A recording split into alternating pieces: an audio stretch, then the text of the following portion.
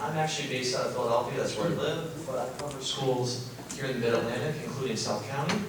So you've probably seen maybe some of our banners outside before, as we run SAT and ACT boot camps here throughout the school year. We also do some practice exams as well.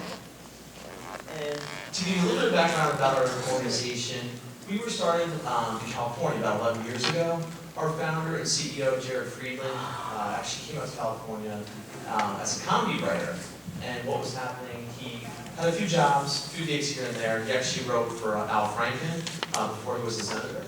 And he started this company because he was actually tutoring students at night. He has a lot of experience taking the SAT and the ACT. And he still takes it today. So he'll take it once or twice a year. He's gotten several perfect scores in the SAT. He's 41. I've never seen anyone that likes to take standardized tests as much as he does. And with such enthusiasm too. I do not. The last time I took the SAT was back in high school. You didn't have a beer with that guy. 14 years ago, maybe? 15? Something like that. Dating myself. But so what I do, I actually work with the schools. So in this case, I work with the PTSO at South County, and we help organize and plan our SAT and ACT boot camps, and it also doubles as a fundraiser for the school, which is a good thing.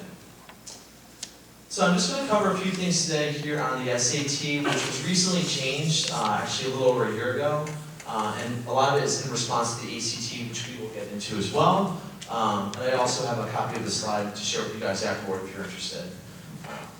Here. So breaking down both of the tests.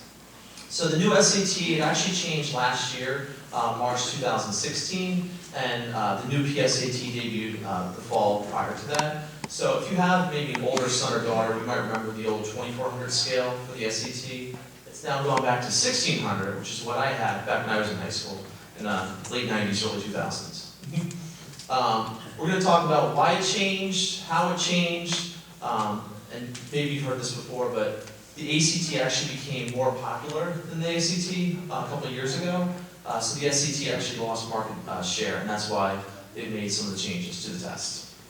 And then also we'll talk about which test should I take, the SAT or ACT. That really is up to you guys. I mean, if you were to ask Gerry, that's our founder and CEO, he still actually recommends that maybe you consider both tests. But the SAT now is a little bit more in line with the ACT, so maybe one or the other.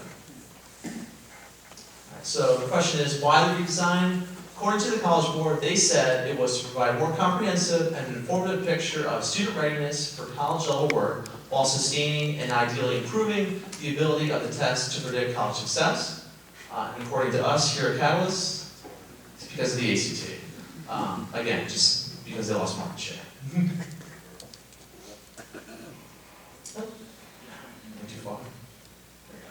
So the ACT, the arch nemesis of the SAT, in the eternal battle for student market share. So obviously, I don't know if I got into this to you as well, but one of the things that kind of sets us apart, without sounding like an infomercial for our services, but we try to be a little playful with our curriculum. We use a lot of pop culture references and humor, just because traditional SAT or ACT prep can be kind of dry. We want to kind of keep students' attentions, especially because we have classes at high school on the weekend. And usually the last thing a student might want to be is taking a test for 4 hours each day on the weekend at high school. So currently, the ACT, there's no penalty for incorrect answers. The essay is optional and it's at the end of the test. There's virtually no vocabulary-based questions. It prides itself on being a knowledge-based achievement test, meaning it's stuff that the students have learned in high school. It gives students 4 or 5 answer choices for each question, depending on the section. And then finally, it features questions relating to science and social science, which sometimes that's intimidating to a student because maybe they're not into science, but usually it's stuff, again, you've learned in high school, so it shouldn't be too foreign to you. And then, as we kind of playfully put it here, College Board ACT, whoops, sorry, we meant SAT. So if you kind of take a look here at the graph side by side, and I have a little cheat sheet as well over where I was sitting in the corner, this little yellow sheet. It just kind of gives you a quick rundown on the new SAT and the ACT. So you'll notice some of the similarities now. Now with the SAT, there's no penalty for an incorrect answer. The essay has now become optional, and it's at the end of the exam. Previously it was required, and it was at the start of the test. There's no hard vocabulary-based questions, and we'll get into that in a moment. It also claims to be both a knowledge-based and reasoning test, whereas previously it was more of a reasoning test. It also now gives students four answer choices for each question, and then finally it features questions relating to science and social science. So this one's not so much as relevant anymore on the old SAT, because like I said, it hasn't been administered in a year, but just to kind of show you some of the differences side by side, you'll just see how they've broken down the writing and language questions, the reading, the math, and then the optional essay portion. And we put the quotations there. The essay is now optional, but we still recommend that maybe you invest the time in taking the essay, because say if you were to apply to college that needed or that required the essay, you can't go back and take the SAT and just do the essay portion. You have to go back and take the entire test. So it might be something to think about. The writing and language section. So students face 3 types of questions on the writing and language test of the SAT. The first one is grammar. Questions that assess student mastery of such fundamental skills as subject-verb agreement, syntax, tense, parallel structure. So what we kind of playfully say, in other words, nothing teenagers use on Twitter, Snapchat, Instagram, and Facebook. So you just have to remember, kind of know your audience, including the essay on the test. We always tell students in our boot camps, know who's reading this. So it's, in many cases, the person that's reading the essay might be a retired English teacher. So just kind of know your audience. Rhetorical. Questions that evaluate students' ability to use language effectively. And lastly, data interpretation. Questions that test student comprehension of charts, tables, graphs that are associated with the text.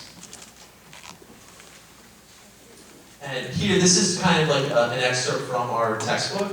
And I'll show you here, this is a copy of it. We call it a boot camp just because it is pretty intense. It's an 8-hour class on Saturday and Sunday right before the SAT or the ACT. So we do try to cover a lot of ground, but it actually is a good, the textbook itself is good for self-study afterward. But here the question that we have is regarding grammar. So I don't know if you can see it, the font's kind of small, but I'll read it to you guys. Whether advertising or agriculture, sales or psychology, industries in the 21st century America are becoming increasingly reliant on technology. In fact, sociologists who examine trends in the U.S. labor market project that more than 90% of today's teenagers can expect to have a job that utilizes technology during, the answer that they have here is our lifetime. And that skills like social media marketing and programming will be just as important prerequisites for employment in the future as stenography and dictation were in decades past. So you see on the side here, we have the answer for you, but the choices are no change, ones, his or her, or their. So in this case, it's during their lifetime.